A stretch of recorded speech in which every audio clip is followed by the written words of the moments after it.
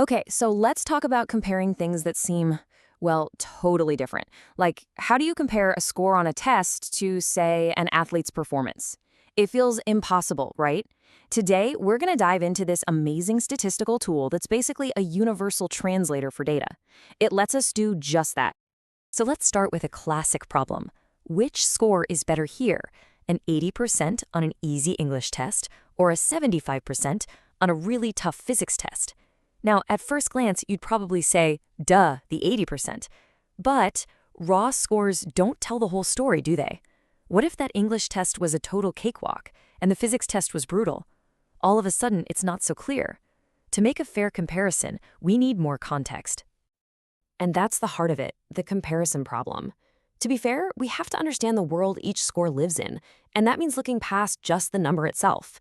We need to know, how did everyone else do? Were all the scores bunched up together, or were they spread all over the place? Okay, take a look at these two classes. Believe it or not, they have the exact same average score, 80. But you can just see they have totally different vibes, right?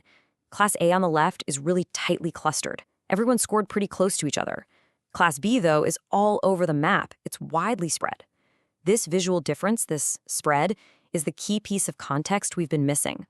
So how do we actually measure this spread in a consistent way that works for any set of numbers? What we need is a standardized ruler, a tool that can tell us, on average, how far any given score is from the middle. And that ruler has a name. It's called the standard deviation. That's it. It's our official measuring stick for data. A small standard deviation means all the data points are huddled up close to the average. A large one means they're scattered far and wide. It's just one number that beautifully sums up how spread out everything is. All right, now that we have our ruler, let's introduce the hero of our story. This is the tool that puts that ruler to work and finally solves our comparison problem. This is how we can truly compare apples and oranges. Meet the Z-score. Seriously, think of it as a universal translator. It takes any score from any test on any scale and converts it into one single standardized number. And what that number tells you is super simple. It's exactly how many of our standard deviation ruler units your score is away from the average. Now, don't let the formula spook you. It might look a little mathy, but the idea is actually super intuitive. All we're doing is taking your score, finding out how far it is from the mean, and then measuring that distance using our standard deviation ruler. Let's break it down. It's really just a two-step process. First, you find the raw distance. How far is your score from the average? Step 2, you just measure that distance with your ruler. You divide by the standard deviation. That's it. That's the whole shebang. Okay, so theory is great, but let's see this thing in action. How does this universal score actually solve our original problem? Let's go back to that English test versus the physics test and finally get a real answer.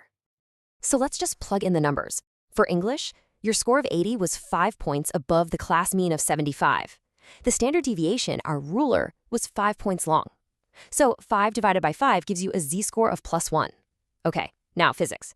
Your 75 was 15 whole points above the mean of 60. But look at that standard deviation. It was a huge 15. So 15 divided by 15 gives us the exact same z-score of +1. The result? Mind-blowing, right?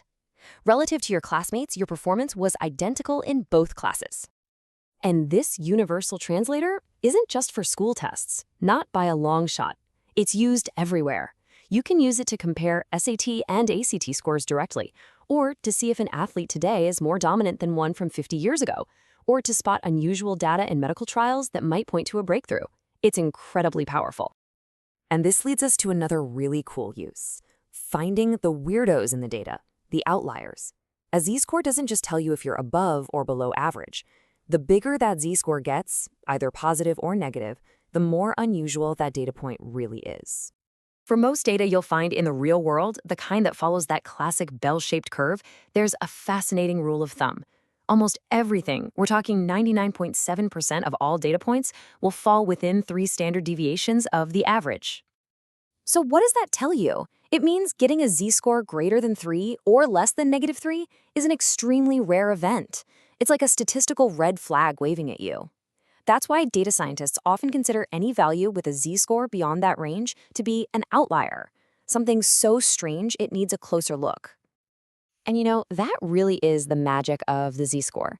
It gives us this common language, this universal currency, that lets us understand where any single data point stands in its own little world. It lets us see the real story behind the numbers. So now, think about your world. How could you use this?